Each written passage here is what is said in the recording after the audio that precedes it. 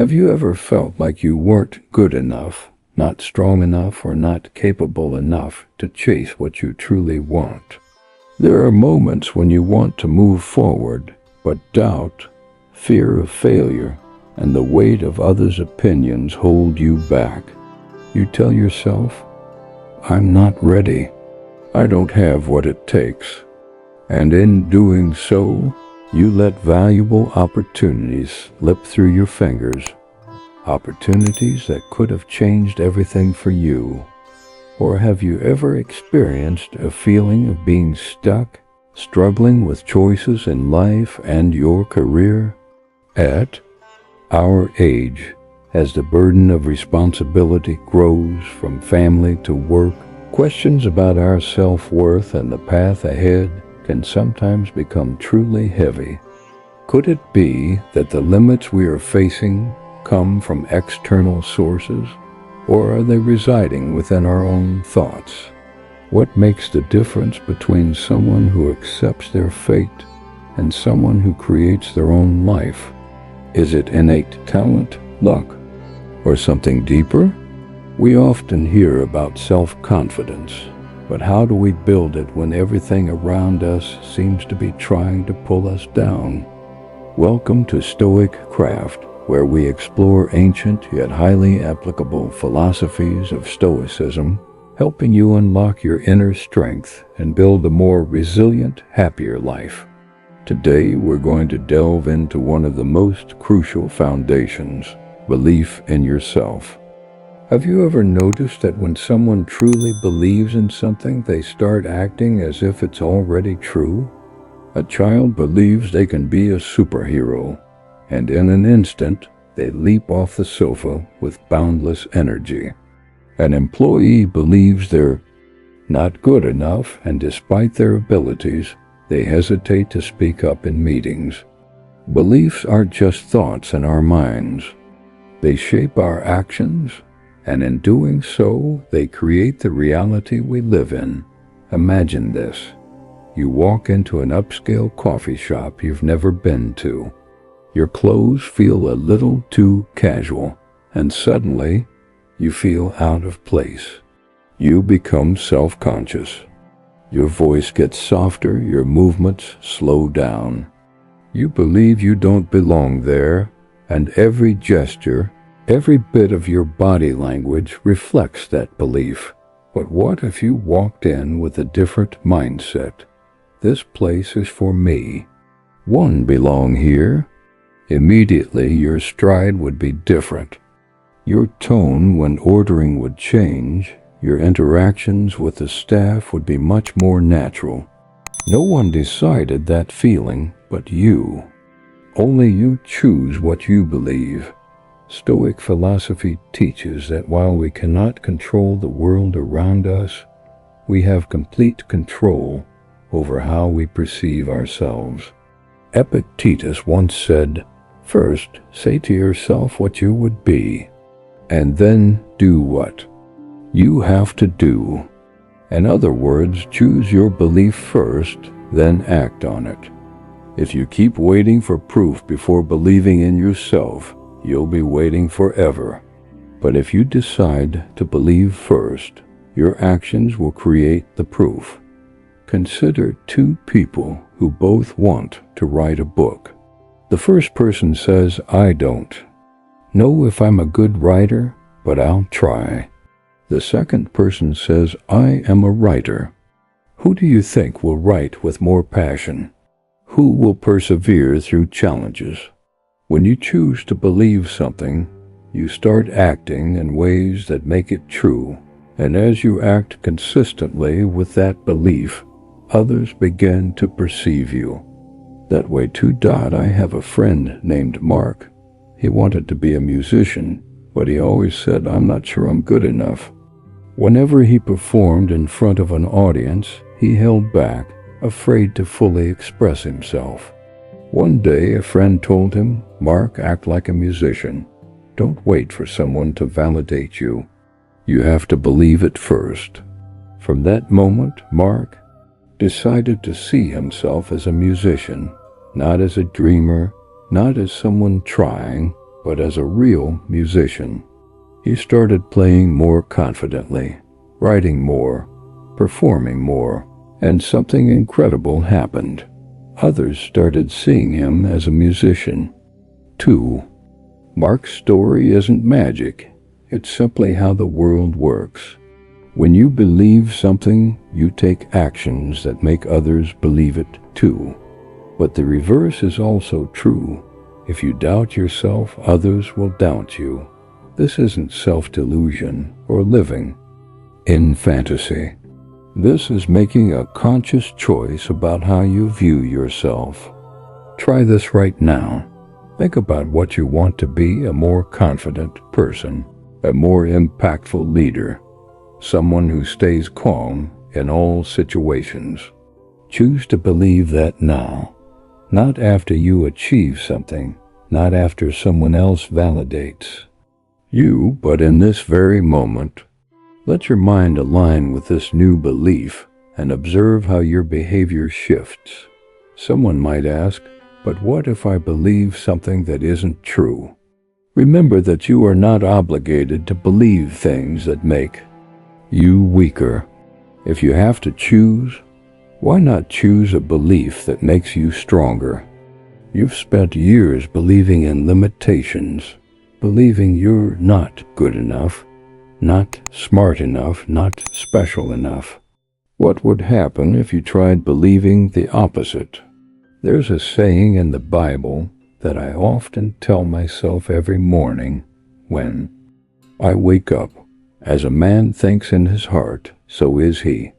What you think about yourself, you will become. If you see yourself as meaningless, you'll act that way. If you believe you have value, you'll conduct yourself as someone valuable. The world doesn't just reflect you. It adjusts to how you treat yourself. Take a moment to examine the beliefs you hold about yourself. Do they empower you? If not, you can change them right now. No permission needed, no further proof required. You just have to decide. And if you're wondering how this belief sticks, how your brain actually works to reinforce what you believe, understanding the mechanics behind, it will help you take control of your thoughts and make belief a natural part of who you are. That's exactly what we'll explore next. Have you ever tried to change a habit, waking up earlier, eating healthier, or learning a new skill? At first, it feels difficult, like you're fighting against yourself. But if you persist, one day you suddenly realize, oh, this is getting easier. That's not magic. That's simply how your brain works. The human brain isn't a rigid machine. It's more like a muddy path after a heavy rain. Every repeated thought carves a mental pathway, and these pathways can be changed. Science calls this neuroplasticity, the brain's ability to rewire itself. This means that if you're used to thinking negatively about yourself, if you've always believed you're not good enough, not smart enough, not capable enough, that's not an absolute truth. It's just a path you've traveled too many times. And the good news is you can forge a new one. Think about the first time you learned to drive. Initially, it was overwhelming. You had to remember to press the gas, hit the brake, check your mirrors, watch for cars ahead, and you probably panicked on your first drive out. But after a while, you no longer had to think about each individual action. You just drove. What happened? Your brain adapted, forming new neural connections that made something that was once difficult a subconscious reaction. This means your mindset isn't fixed. If today you don't believe in yourself, if life feels like a dead end, that's not your destiny. That's just a temporary chapter in your story, and you have the power to write the next one differently. So how do you begin? First, change what you feed your mind every day.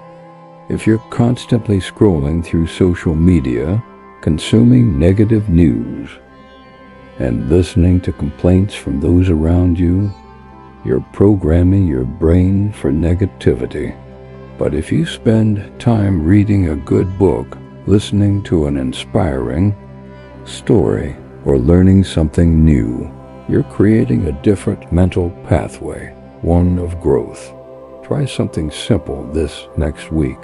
Instead of scrolling on your phone before bed, read one page of a valuable book. Just one page, and see how your mind begins to shift. But learning isn't enough. You also need the right environment.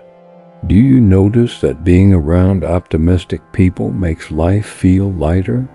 Conversely, when you're surrounded by negativity, everything seems harder. That's because humans naturally mirror each other's emotions and mindsets. If you want to change how you think, spend time with people who challenge you to be better. Look at David's story. He was stuck in a job he hated, but was too afraid to change. His mind constantly replayed the same thought. I can't do anything else. Then one day, he ran into an old friend who had quit his job to pursue what he loved. The friend didn't tell David he had to change. He simply shared his story. But that story made David think differently. He started to ask himself, could I do the same thing? And that question changed everything. He started learning, looking for opportunities, and a year later, he was on a new path.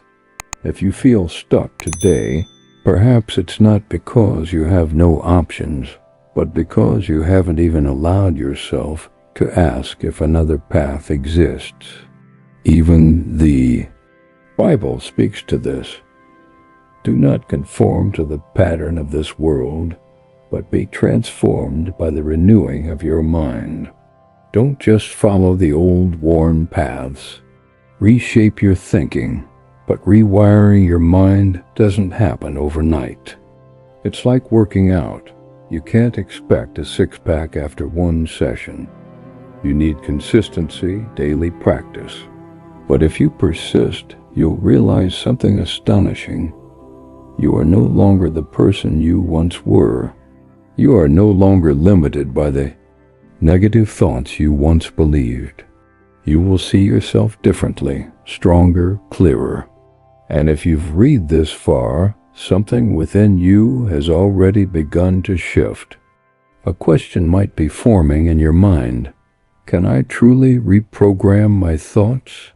And if you're asking that, then the answer is, you've already started. We all have moments of doubt and struggle, but what really matters isn't how I perceive it, but how you overcame it and what you learned. Have you ever lost faith in yourself and then found a way to rise again? Share your story in the comments section, because what you write might be exactly what someone else needs to hear today. And if you want to continue strengthening your mindset, subscribe to the channel so you don't miss upcoming content. If anyone ever tells you that life is a smooth road, they simply haven't traveled far enough. Sometimes you'll find yourself caught in a storm without any warning. A job suddenly falls apart. A trusted friend turns their back. A phone call in the middle of the night changes everything. In those moments, what keeps one person standing firm while another collapses? It's not luck, it's not talent, it's belief. The belief that you can endure, adapt, and keep moving forward even when everything around you seems to be crumbling. But belief isn't something that magically appears when you need it. It's not a switch you can flip on in a crisis. It's a mental muscle that has to be exercised every single day. Imagine trying to run a marathon having never trained.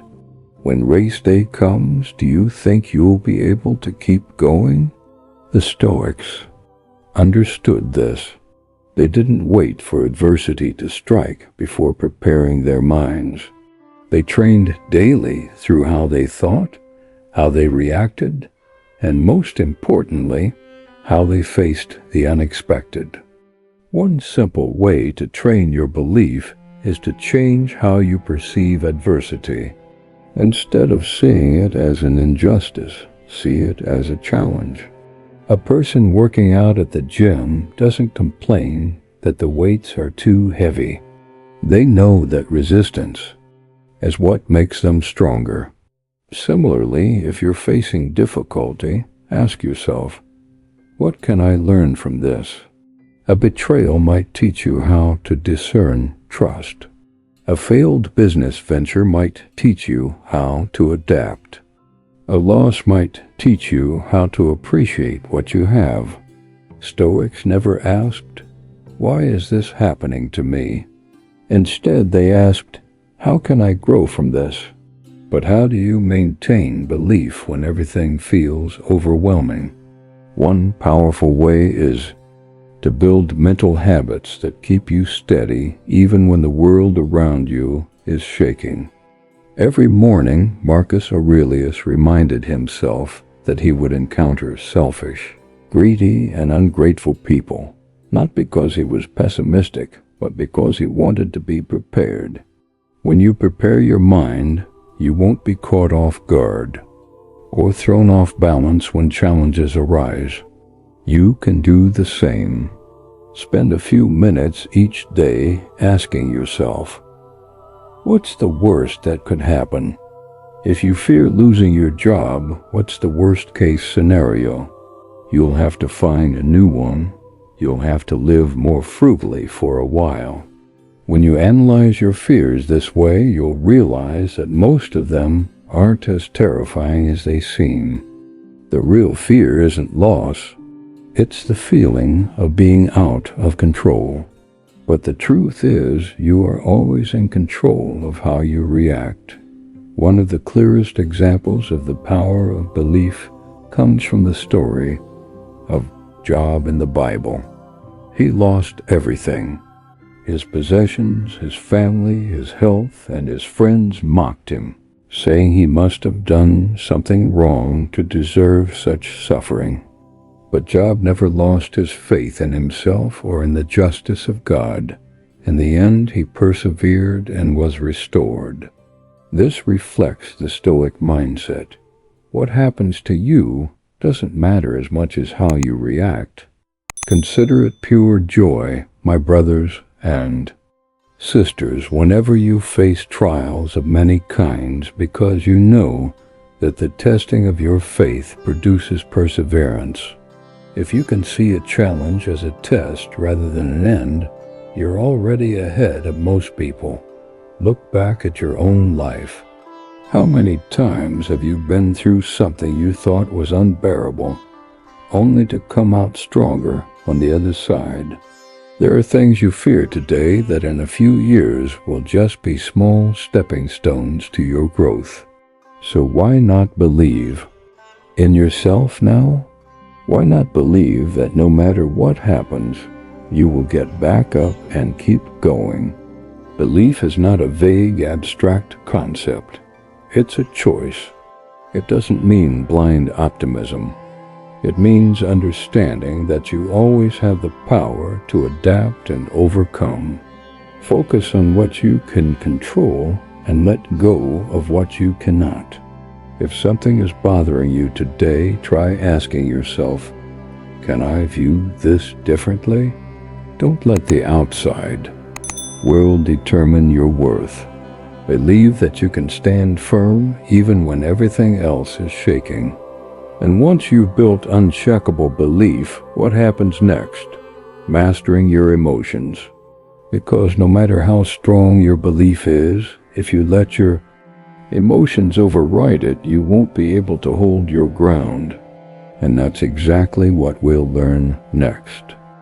Have you ever had a day where everything seemed to be going well, but one casual comment from someone completely ruined your mood? Or perhaps you felt incredibly motivated, only for a small setback to make you doubt yourself? This is what happens when we let our emotions dictate our self-belief. Emotions are constantly changing, just like the weather. One morning might be clear and bright, but by the afternoon, storms can roll in.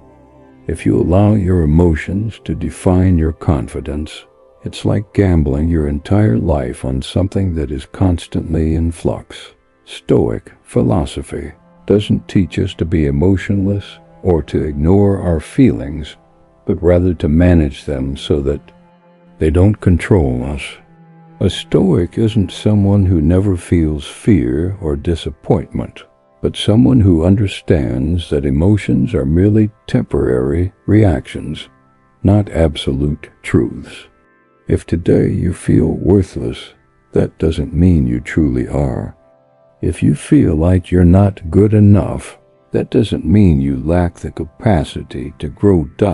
Think about someone trying to lose weight. For the first week, they're highly motivated, sticking to their diet and exercising diligently. But one evening, they overeat at dinner.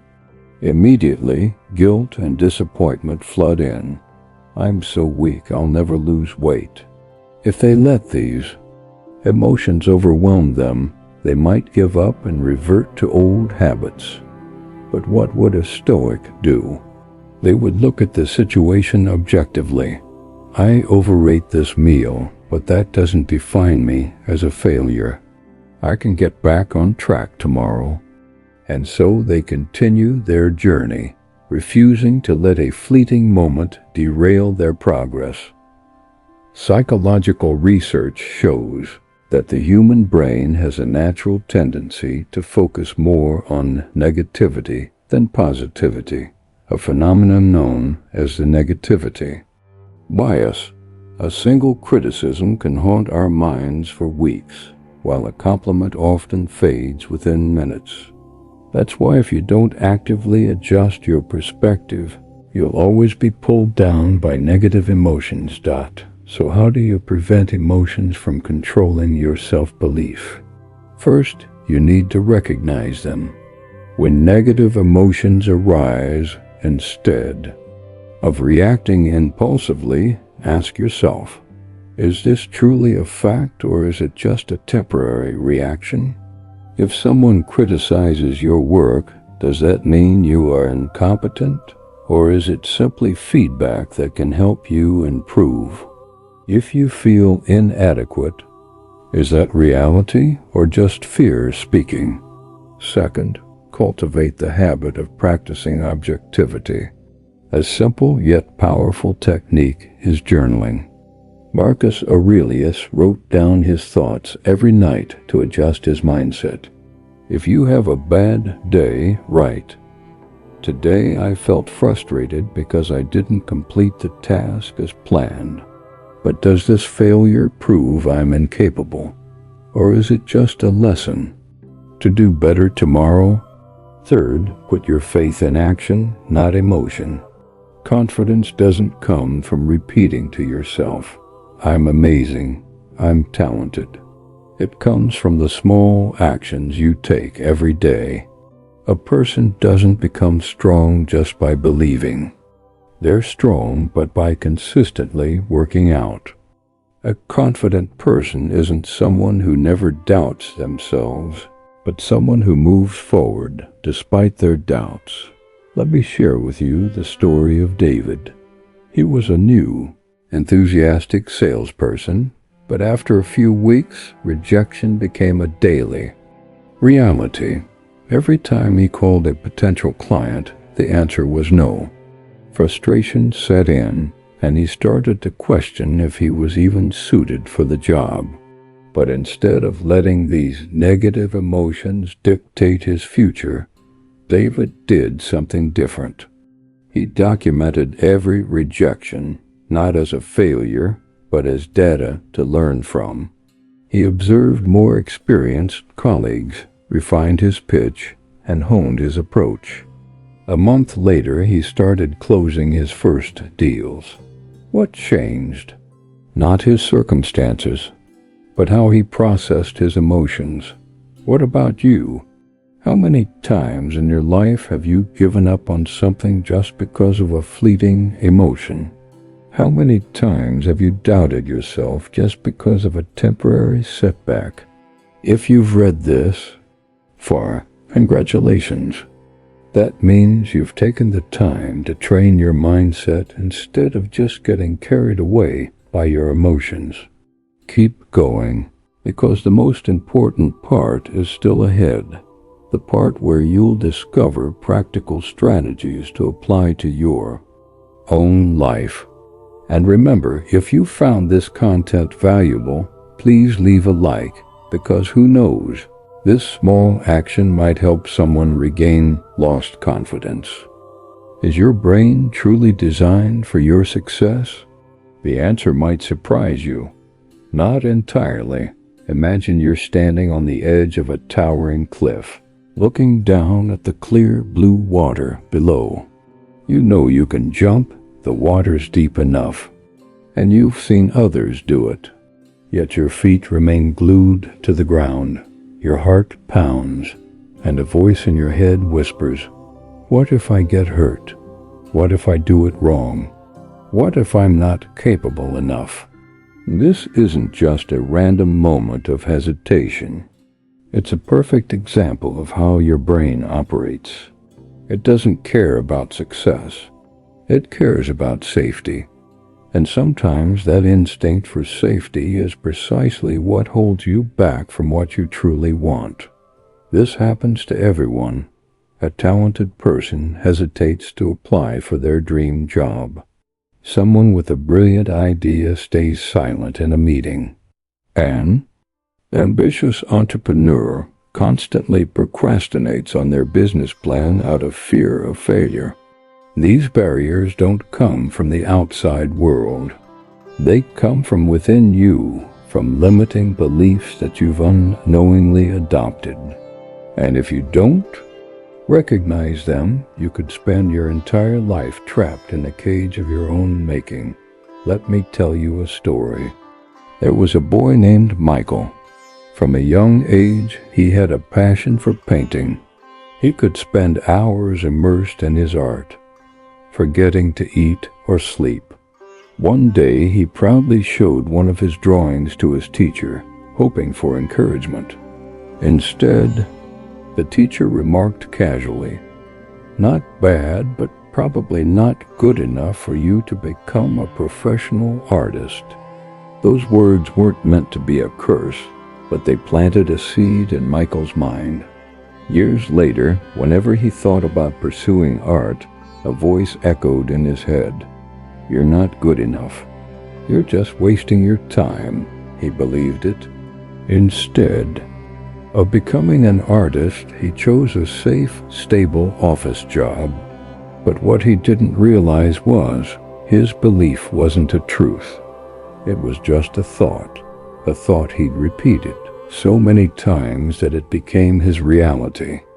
Marcus Aurelius once said, "The happiness of your life depends upon the quality of your thoughts."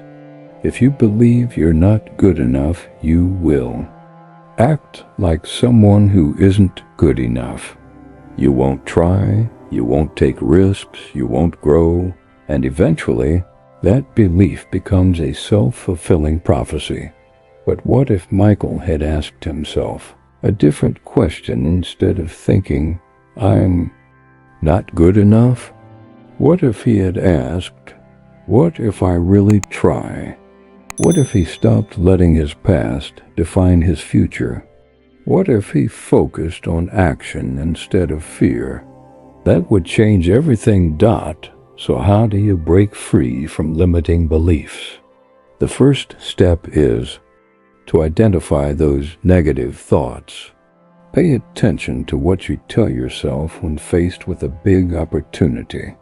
Do you hear things like, "I don't have the skills," "I'm not the type of person who can do this," or "What will people think of me?" If so, stop. Where do these thoughts come from? Are they absolute truths, Or are they just mental habits you've unknowingly reinforced for years? Next, challenge those thoughts. If you think you're not good enough, ask, who says? Have you truly given it your best shot? Has anyone in a similar position succeeded before? Write down your negative beliefs and confront them directly. Finally, take action before you feel ready. Your brain will never send you a signal saying, okay, it's safe now, go for it. You have to act first and confidence will follow. Apply for that job even if you feel underqualified. Start that business even if it's small. Speak up in that meeting even if your voice trembles. If you wait until you feel perfectly prepared, you'll never start.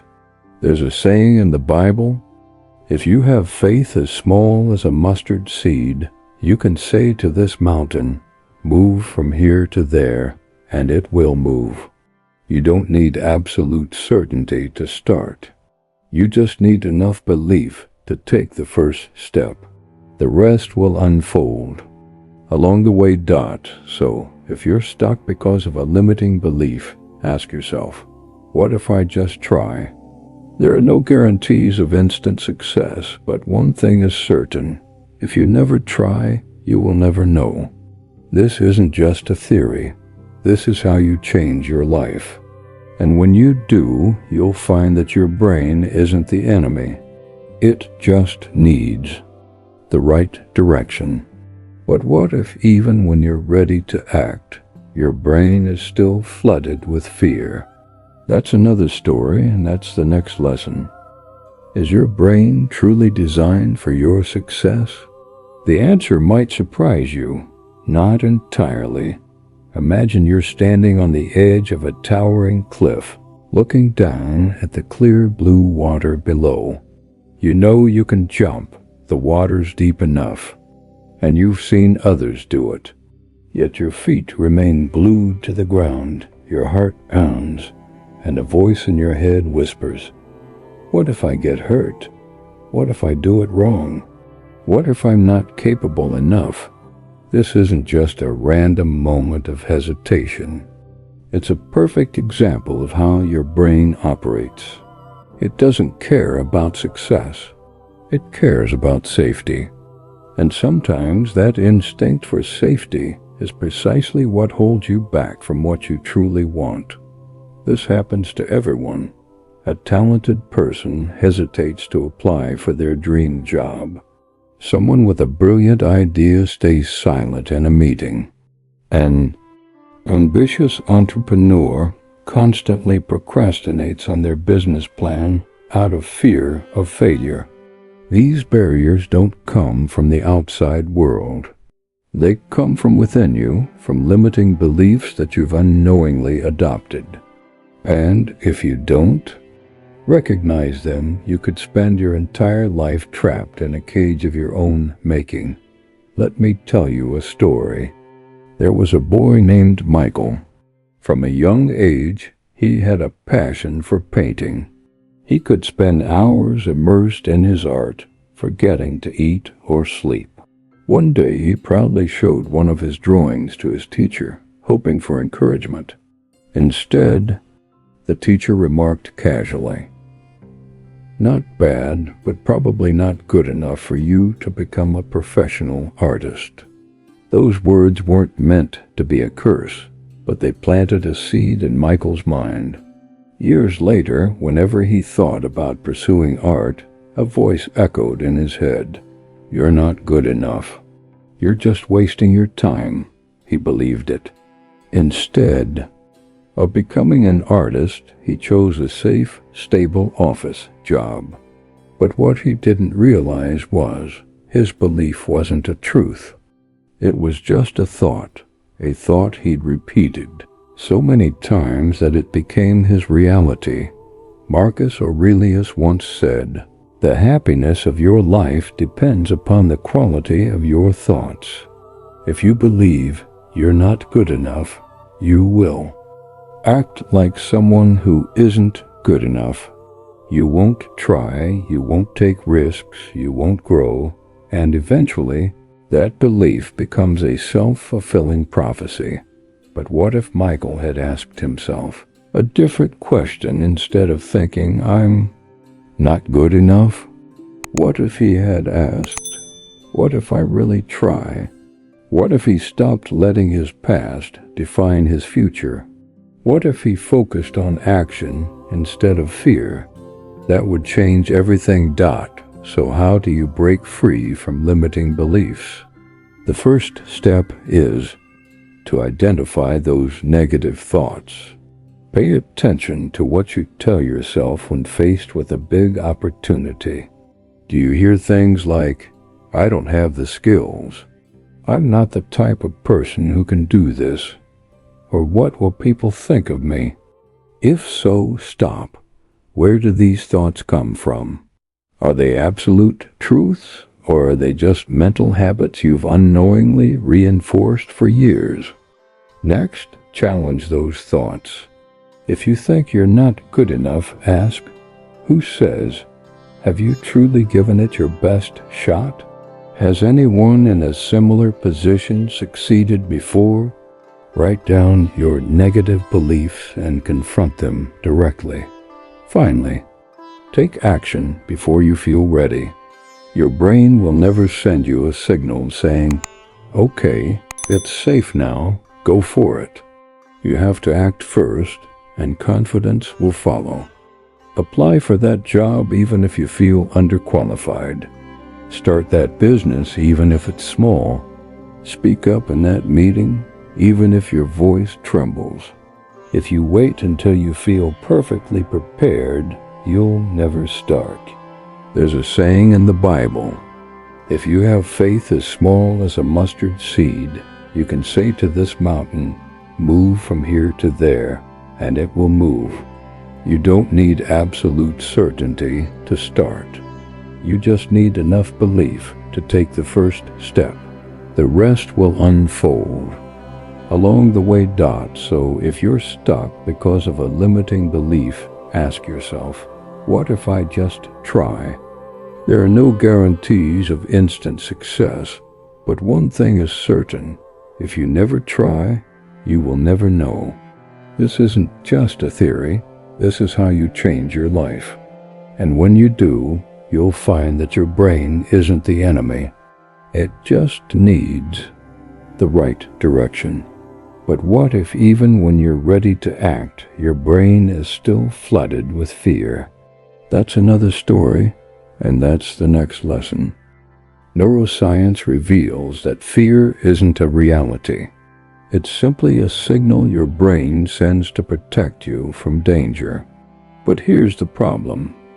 Your brain doesn't differentiate between real threats and situations that merely feel dangerous. It reacts to giving a presentation in front of an audience the same way it reacts to you encountering a tiger in the wild. This is why whenever you're about to step out of your comfort zone, your heart races, your palms sweat, and your mind starts generating worst-case scenarios. I'll forget what to say. Everyone will laugh at me. I'll fail. But have you noticed that most of the things you worry about never actually happen? If we don't realize this, we can easily fall into a self-made trap. One of the most common traps is risk exaggeration. We tend to blow minor concerns into terrifying mental catastrophes. Imagine a person walking down a dark road at night who suddenly notices a large shadow. His heart pounds, and his brain immediately conjures up an image of an attacker. But as he gets closer, he realizes it's just a fallen tree. This is exactly what your brain does with fear. It takes a tiny possibility and magnifies it tenfold. Another mental trap is negative comparison. When you look around and see others who are more talented, more successful, you start to ask yourself, am I good enough? But if you measure yourself by someone else's yardstick, you'll always feel insufficient. Try to view it through a Stoic lens. If your worth doesn't come from external validation, then how can someone else's success diminish your own? An eagle never worries that it can't swim like a fish. You don't have to be great in someone else's way. You just have to be great in your own. Even if you stop comparing yourself, your brain won't stop there. It will create another fear, outcome obsession. You become so obsessed with winning that you become afraid of losing, and that very fear prevents you from taking action. This is why so many people want to start a project, pursue a passion, or chase a dream, but they hesitate, paralyzed by the thought that things might not go according to plan. But ask yourself, can you control the outcome? No. The only thing you can control is your effort. And if you don't even try, then the only outcome you're guaranteed is nothing at all. Fear is not the enemy. It's a signal. It tells you what truly matters to you. If you're afraid of failing at something, it means you genuinely care about it. A person who doesn't care won't feel the fear of loss. Instead of trying to eliminate fear, use it as a compass, pointing you in the direction of what you truly desire. So how do you overcome fear? A key Stoic principle is to act based on reason rather than emotion. When fear arises, instead of letting it control you, ask yourself, is this real? Is this worth stopping for? If the answer is no, take action despite the fear. Try writing down your fears, analyzing them, and then taking small steps forward. Just like someone building physical strength, if you push yourself a little further each day, you'll find fear gradually dissipates. If you think about it, the most successful people in history aren't those who never felt fear, but those who refused to let fear dictate their actions. Look at David in the Bible facing Goliath. He might have felt fear, but instead of succumbing, he leaned on the belief that he wasn't alone in the battle. The Bible says, "Fear not, for I am with you. Be not dismayed, for I am your God." This isn't just faith in God. This is self-belief. The conviction that when you stand firm, nothing can shake you. Now look at yourself. Is there something you want to do but haven't dared to? Are you sure your fear is rational, or is it just a story you've told yourself for too long? If you're ready to break free from the cycle of fear, comment, "I choose courage," to mark this moment, the moment you choose to step out of your comfort zone. Believing in yourself isn't something you're born with, nor is it something you can force yourself to feel instantly. It's a skill, a process built through mental restructuring, which means changing how you perceive the world, how you interpret the events around you, and how you react to them. Stoicism, with its profound and practical philosophy, offers a powerful framework not only for strengthening your self-belief, but also for empowering you to control your destiny with clarity and purpose.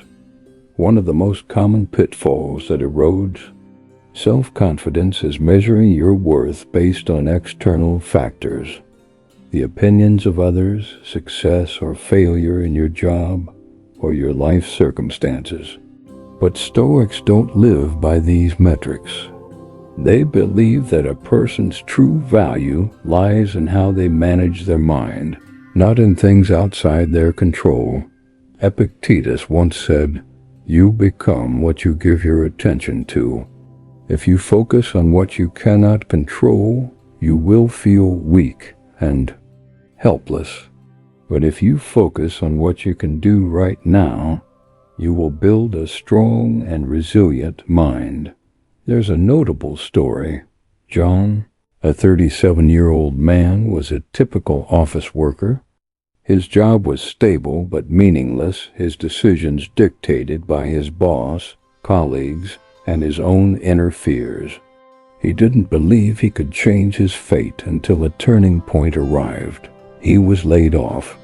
For many, this would be a disaster, but for John, it became a defining moment. Initially, he panicked, blamed himself, and believed he was a failure. But then he remembered a book he'd once read about Stoicism. It talked about how events in life don't carry inherent meaning. Only our interpretation of them creates meaning. So John decided to try a new perspective. Instead of thinking he had lost his job, he began to believe he had been granted freedom. Instead of asking, "Why is this happening to me?" he asked, "What can I do from here?" With this shift in mindset, he discovered a path he never thought possible, building a business around what he was truly passionate about. Behavioral science has demonstrated that how we interpret an event matters more than the event itself. A study by psychologist Martin Seligman found that individuals with an optimistic explanatory style tend to be more successful in their careers, have better health, and even live longer. They weren't blindly optimistic. They simply restructured their thinking in a way that served them. This is what Stoicism taught thousands of years ago. You can't control the external world, but you can control how you perceive it. One powerful method for cultivating self-confidence is the premortem technique. Marcus Aurelius practiced this daily.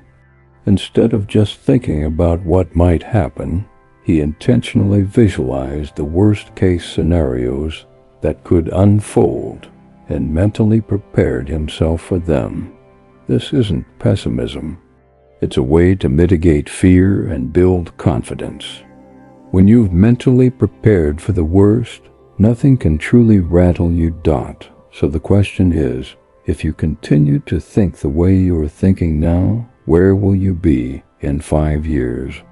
Can you truly control your destiny if you don't control how you react to what happens around you? Restructuring your thoughts isn't an abstract theory. It's a skill that can be learned and practiced daily. Start by observing your thoughts, questioning them, and choosing interpretations that serve you. Remember, self-belief doesn't come from external validation. It comes from learning to validate yourself. And when you do that, you don't just take control of your destiny. You become the architect of it. We've just explored 7 ways to train your mindset, control your emotions, and build unshakable self-belief through the wisdom of Stoicism. From recognizing and restructuring negative thoughts, embracing adversity as an inevitable part of life, to focusing only on what you can control, each principle helps you develop a resilient mind, one that remains steadfast in the face of challenges. But knowledge only matters when it's applied. Confidence doesn't come from waiting until you feel ready. It comes from action, taking steps even when you're uncertain, even when you're afraid. Life won't always go your way, but you can learn to face it with mental strength. You don't have to be perfect. You just have to refuse to give up. If you found this video helpful, don't forget to hit like, because someone out there might need this inspiration. Share your thoughts in the comments. Your story might help someone see things from a new perspective. And if you know someone who could use a little motivation to believe in themselves, send this video their way. Most importantly, subscribe to the StoicCraft channel because there's so much more valuable content coming, designed to help you cultivate a powerful mindset, take control of your life, and become the strongest version of yourself.